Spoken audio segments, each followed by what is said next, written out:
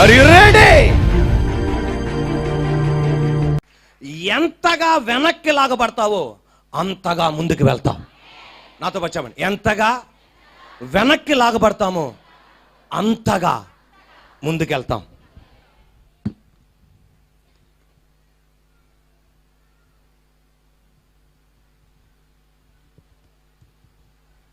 ఇలాగుందండి. ఏది? బాణం ఇలాగుంది. ఇలాగున్నదాన్ని నాకు చూడండి, ఒకసారి నాకు చూడండి, అమ్మా నాకు చూడండి. ఇలాగున్నదాన్ని రెడీ అన్నాను అనుకో, ఇక్కడే ఉంటుంది.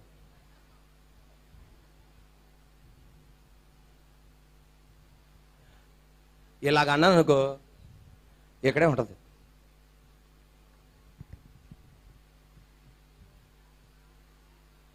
అదే గనక వెనక్కి లాగాననుకో, దూసుకొని ముందుకెళ్ళిపోతుంది. ఒక్క క్షణం మన బతుకులో కూడా అంతే. ముందుకెళ్ళి నిన్ను లాగుతాడు వెనక్కి. అక్కడ ఉండటానికి కాదు, దూసుకొని నిన్ను ముందుకు తీసుకెళ్ళడానికి, ఇంకా ముందంజలోనికి తీసుకెళ్ళడానికి. ఈ రోజున స్నేహితుల్లో నుండి నిన్ను వెనక్కి లాగుతాడు, ఆర్థిక నుండి వెనక్కి లాగుతాడు, ఐశ్వర్యం నుండి వెనక్కి లాగుతాడు, ఐక్యతలో నుండి వెనక్కి లాగుతాడు. ఎందుకు వెనక్కి లాగుతాడు తెలుసా? ఎంత వెనక్కి లాగుతావో అంత ముందుకెళ్ళిపోతావు.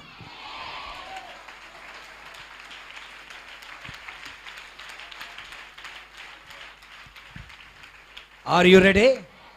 ఇప్పుడు ఈ వింటే బాణం ఎవరి చేతిలో ఉంది?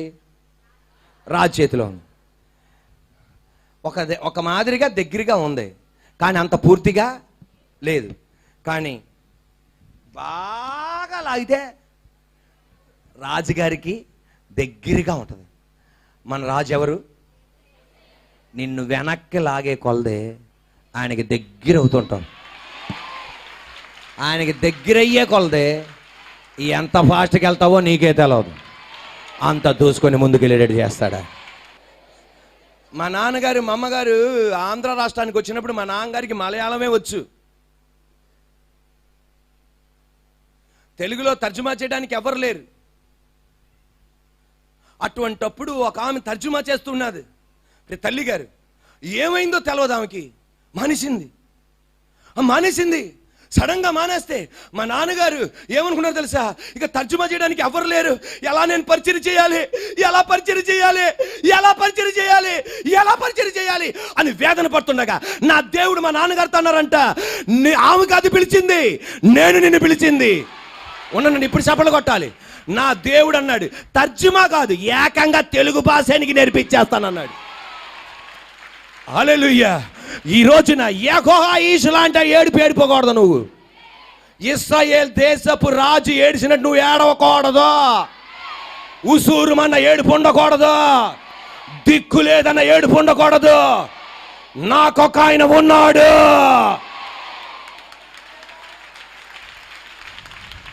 Are you ready? మళ్ళా తల్లి దేవుడు మందిరానికి వచ్చిందాము. మా నాన్నగారిని క్షమాపణ అడిగిందాము. పాస్టర్ గారు, నేను లేకపోతే పరిచర్య అయిపోద్ది అనుకున్నాను, తర్జుమా చేసి వాళ్ళు ఎవరు ఉండరు అనుకున్నాను. తర్వాత నాకు అర్థమైంది ఈ దేవుడు ఎంత గొప్ప దేవుడు.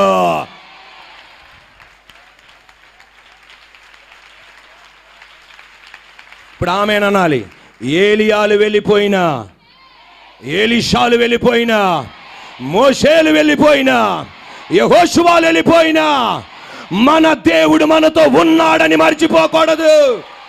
నువ్వు నమ్మిన అన్నయ్య నీకు దూరమైనా, నువ్వు నమ్మిన ఆస్తులు నువ్వు దూరమైనా, నువ్వు నమ్మిన అక్క తమ్ముళ్ళు దూరమైనా, నాకొక దేవుడున్నాడన్న ధైర్యం నీకు రావాలా.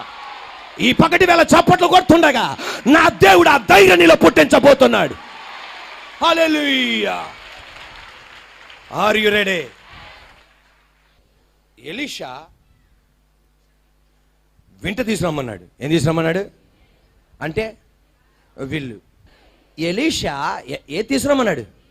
వింటే. తర్వాత ఏం తీసుకురమ్మన్నాడు? బాణం తీసుకురమ్మన్నాడు. పట్టుకొని అన్నాడు, పట్టుకో అన్నాడు. ఎవరు పట్టుకున్నారు? రాజు పట్టుకున్నాడు. యెహోవాయిష్ రాజు పట్టుకున్నాడు. ఆ వింటుకొని బాణాన్ని పట్టుకున్నాడు. ఇలా పట్టుకోగానే ఇక్కడ ఒక దృశ్యం కనబడి చూసారా? కొడుకు పట్టుకోగానే ఎవరు వచ్చి పట్టుకుంటున్నారు? అలాగే రాజు పట్టుకోగానే ఎలీషా చేయి వచ్చి పడింది. ఉండండి అమ్మ, ఉండండమ్మా. ఒక కుమారుడు బాణం వేస్తుంటే తండ్రి ఎలాగొచ్చి చేయేశాడో, ఆర్ యు రెడీ? తండ్రి వచ్చి అలా చేయేశాడో, యెహోవాయిష్ రాజు వచ్చి పట్టుకోగానే ఎలీషా వచ్చి చెయ్యేశాడు. అంటే ఒక మాట గమనించండి, ఆ పని ఎవరు చేయకూడదు? ఎలీషా చేయకూడదు. ఎందుకని? ఆ రాజు చేసిన దుష్టక్రియలు అంత భయంకరం, ఆ రాజు చేసిన దుర్మార్గ పనులు అంత భయంకరం. అయినా సరే ఒక మాట అన్నాడు. ఎవరు? యెహోవాయిష్ రాజు ఒక మాట అన్నాడు. ఏ మాట?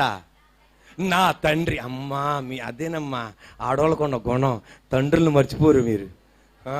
గట్టిగా చెప్పండి, గట్టి చెప్పండి. నా తండ్రి అన్నందుకన్నా మొత్తం మర్చిపోయి చేసాడంతే.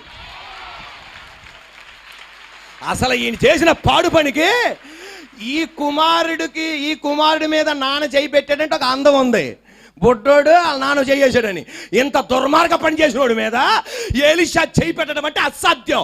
కానీ అన్నందుకు నా తండ్రి అన్నట్లుగా ఒక కుమారుడి పైన తండ్రి చేతులు ఎలాగుంటాయో ఎలీషా చెప్పేది, నీ చేతుల పైన నా చేయి కాదు, నా దేవుని చేయి ఉండబోతుంది. హల్లెలూయా. నీ వ్యాపారం మీద దేవుని చేయి ఉండును గాక, నీ రాబడి మీద దేవుని చేయి ఉండును గాక, మన ఆత్మల అభివృద్ధి మీద దేవుని చేయి ఉండును గాక.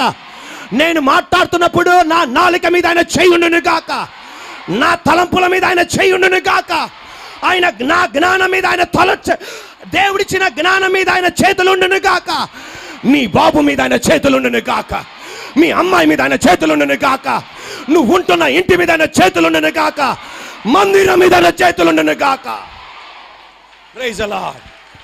ఎలీషా చెప్పేది ఏంటంటే, ఆర్ యు రెడీ? ఈ బాబు చేయి మీద ఎవరు చేయ అంటే, నేను అడిగే ప్రశ్నకు జవాబు చెప్పండి.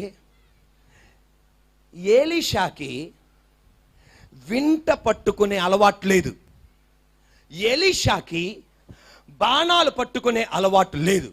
ఎందుకంటే ఈయన ఒక సైనికుడు కాదు, ఈయన ఒక శతాధిపతి కాదు. ఈయన ఎవరంటే రైతు బిడ్డ. ఎవరో?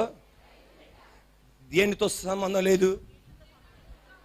రాజుగారికి బాగా వచ్చా, ఎలీషాకు బాగా వచ్చా? అలాంటప్పుడు ఎలీషా పక్కన నుంచొని ఏం వేయకూడదు? ఎలీషా పక్కన నుంచోవాలి తప్ప ఎలీషా చెయ్యి ఎవరి మీద వేయకూడదు? రాజు మీద వేయకూడదు. కానీ ఎలీషా రాజు వింటే బాణం పట్టుకుండగా అతని చెయ్యి మీద ఎలీషా చెయ్యేశాడు. చెప్పేదేంటి తెలుసా?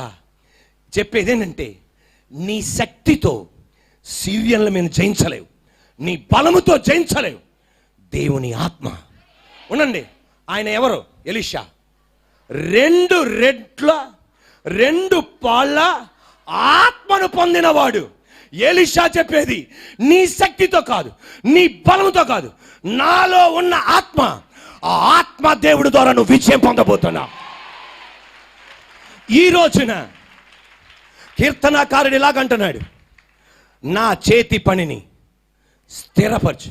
మరలా ఇంకో మాట అంటాడు, నా చేతి పనిని స్థిరపరచు. అంటే హీబ్రూ పదముల అర్థం ఏంటంటే, నేను చెయ్యేసి చేస్తున్నా, నా చెయ్యి మీద నీ చెయ్యి కూడా ఉండును గాక.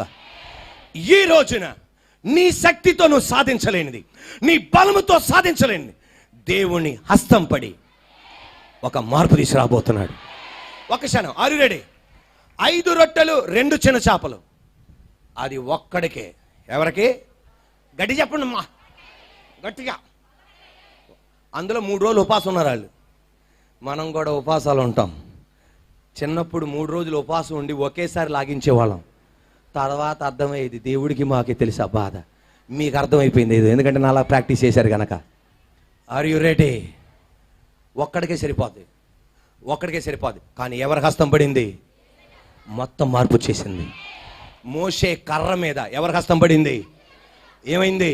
మొత్తం మార్పు వచ్చేసింది. ఎక్కడ ఆయన వింటను పట్టుకున్నాడు, బాణం ఎవరి హస్తం పడింది? ఎలీషా హస్తమే, కానీ ఆయనలో ఉన్న ఆత్మదేవుని యొక్క హస్తం పడింది. వెంటనే ఏం పొందాడు? ఆయన విజయం పొందాడు. ఈ రోజున ఇటువంటి పరిస్థితిలో ఏం చేశాడు? ఇటువంటి పరిస్థితిలో ఏం పట్టుకున్నాడు? చెప్పండి అమ్మా.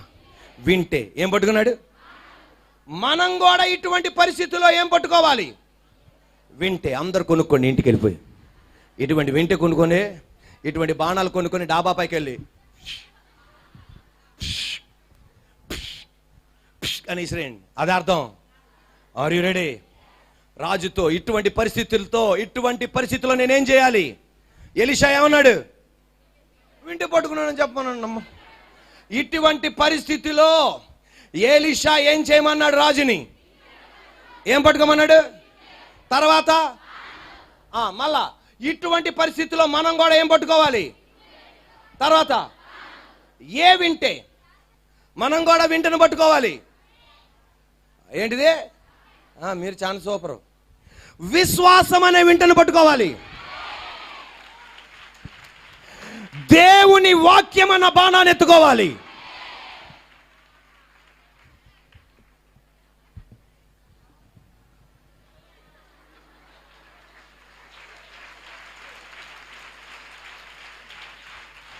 విశ్వాసం అనే వింటే, వాక్యం అనే బాణం ఆయనను ఉపయోగించాలి. నీకు అనారోగ్యమైన శత్రువు నీ మీదకి వస్తుండగా విశ్వాసం అనే వింటను ఉపయోగించి ఆ వాక్యం అనే బాణం, యెషయా గ్రంథం 53:5, ఆయన పొందిన దెబ్బల్లో స్వస్థత అన్న బాణాన్ని వదలాలి. ఆర్థికంగా ఇబ్బంది పడుతున్నావా? ద్వితీయోపదేశకాండం 8:18, ఐశ్వర్యం కలుగజేయుటకు సామర్థ్యం దయచేవాడు ఆయనే. విశ్వాసం అనే వింటను ఉపయోగించి వాక్యం అనే ద్వితీయోపదేశకాండం 8:18 అన్న ఈ వాక్యం అనే బాణాన్ని ఉపయోగించాలి. పిల్లలు లేరా? కీర్తనల గ్రంథం 127:3, కుమారులు యెహోవా అనుగ్రహించు స్వాస్యం, గర్భఫలం ఆయన ఇచ్చు బహుమానం. విశ్వాసం అనే వింటను ఉపయోగించి వాక్యం అనే కీర్తనలు 127:3 అన్న వాక్యం అనే బాణాన్ని వదలాలి. నీ మీదకొచ్చే రోగమై ఉన్నాయి, నీ మీదకొచ్చే జ్ఞానం లేని స్థితిలో ఉండని, లేమిలో ఉన్న స్థితిని, ఈ విశ్వాసం అనే ఈ వింటను, వాక్యం అనే బాణాన్ని మనం వదిలితే ఆ శత్రువు మంట కలిసిపోతాడంతే. హల్లెలూయా. ఆ బాణం సిరియల మీదకి వెళ్ళింది. నీ బాణం నీ శత్రువైన రోగం మీదకి వెళ్తుంది, లేమి మీదకి వెళ్తుంది, అపజయం మీదకి వెళ్తుంది. ఈ బాణం అన్నా ఫెయిల్ అయిద్దేమో గాని వాక్యం అన్న బాణం ఫెయిల్ అవ్వదు. Are you ready? ఇటువంటి పరిస్థితిలో రాజు ఏం చేశాడు? ఇటువంటి పరిస్థితిలో ఎలీషా ఏం చెప్పాడు? రాజుతో ఏం చెప్పాడు? వింటే పడడం చెప్పండి అమ్మా, అందరు గట్టిగా చెప్పండి అమ్మా. మళ్ళా నేను అడుగుతున్నాను, ఇటువంటి పరిస్థితుల్లో రాజు క్లిష్ట పరిస్థితిలో ఉన్నప్పుడు, మరి రెడీ, రాజు క్లిష్ట పరిస్థితిలో ఉన్నప్పుడు ఎలీషా రాజుతో ఏం పట్టుకోమన్నాడు? వింటే. తర్వాత అందరు ఒకే శబ్దంతో రెడీ, ఏం పట్టుకోమన్నాడు? తర్వాత మనతో దేవాది దేవుడు ఏం పట్టుకోమంటున్నాడు? వింటే. చెప్పండి, వింటే. తర్వాత బాణాలు. ఏ వింటే? విశ్వాసం అనే వింటే. ఏ బాణాలు?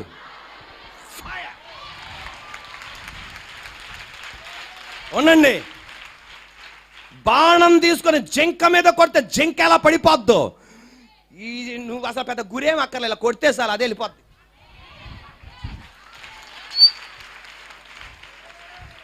హల్లెలూయా. ట్యాబ్లెట్ ఏంటిదండి? మోకాలు నొప్పి అనుకో, ట్యాబ్లెట్ తీసుకుని రుద్దుతావా? సిరప్ ఇక్కడ రుద్దుతావా? ఏం చేస్తావు? ఏ చేసుకుంటే ఎక్కడికి వెళ్ళిపోద్ది. దీనికి గిరి ఏం అక్కర్లా, ఉపయోగించు. వెళ్ళిపోయి అటాక్ చేస్తుంది ఆ రోగం మీద, ఆ అపజయం మీద, ఆ నింద మీద. అంత పవర్ఫుల్ ఈయన బాణం. హల్లెలూయా. Are you ready?